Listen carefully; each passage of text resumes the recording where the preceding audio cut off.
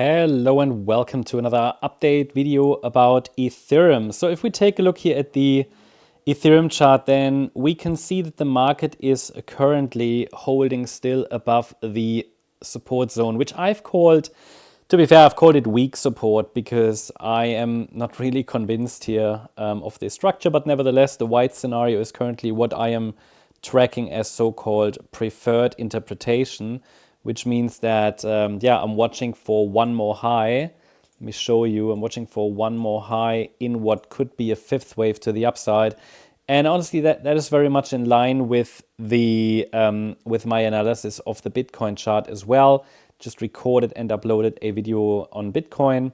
And the structure is, very, very similar. It's basically the same structure, at least here on the nano level. Bitcoin also moved down in a fourth wave, entered a standard support region, and we could now be in the process of maybe starting a fifth wave to the upside. Also here on the Ethereum chart, I mean, the move down, we zoom in a little bit, hold on. The move down into the support area is a so-called three-wave pattern. So what we want to see in such a corrective pullback, which a wave 4 is that it remains a three-wave move down. You know, had the move down been 5 waves and very deep, it would be more clearly bearish. Now, it is a three-wave move down, and we are actually still holding above Fibonacci support, which is defined between $1,680 and $1,759. So this is standard support for our fourth wave pullback. And the idea is that from this region here, we can watch for a fifth wave to the upside, obviously. And the next upside target, $1,925. How do we define that? Or, where does that level come from? It is quite simple. That level comes just from typical Fibonacci calculations. As you can see, we had quite a nice rally between the 9th of April low and the 9th of April high. And what we normally do when we calculate targets is first of all, we label it. It's a wave 1, at least in the white scenario. That's one of the roadmaps we're tracking.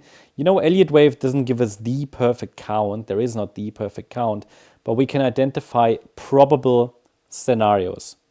And the price has done enough to suggest at least that the white scenario is one of these probable scenarios.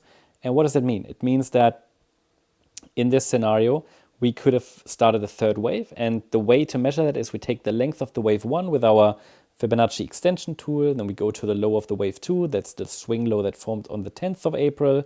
And based on that, we can get a projection for a third wave to the upside. And that should take us here to the $1,925 level. Why? Because we know from studies and experience, we've studied the Fibonacci extension levels a lot, and it's basically part of our model. We know that a third wave should get minimally to the 138% extension. Can go higher, can always go higher, but I don't see anything in the price now that would tell me that with high confidence we would go even higher. But please note that even if the price just goes to the 161.8 extension, I mean, those are not they are not unusual Fibonacci extension levels or targets. That would just be very common. You often find even in textbooks that they tell you that the third wave should get minimally to the 161.8 extension. Now, in my experience, especially when using the logarithmic chart, that's not a necessity. The 138% extension is fine, but not lower than that, because if it's not even getting there, it's typically something different. So what can we say? I mean, has that fifth wave started? It's a potential. I mean, I don't really have a very good read here on the nano structure.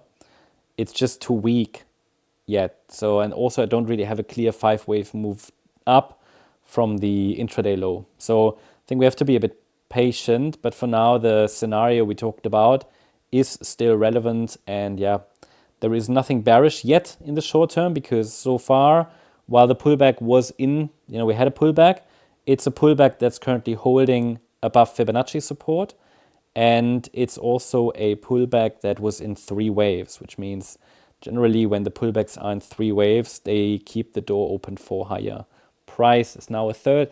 A 3-wave move down can always turn into a larger 3-wave move. So it might turn into a triangle or whatever. It could be that this is just the A wave. We're now grinding higher in a B wave, and then a C wave, and then we go up. That's just something you always need to keep in mind, or at least be watching for, expect at least. We have to be ready for stuff like that. That's what the prices love to do, especially in fourth waves. So yeah, that's the update on Ethereum. I hope you liked the update. If you did, please hit the like button, leave a comment, and subscribe. And if you really like the content, then please check out the channel membership. Also, make sure that you follow us on Instagram and Twitter for additional content. Make sure you follow us on Twitter, or X actually, because there are additional updates, short-term updates.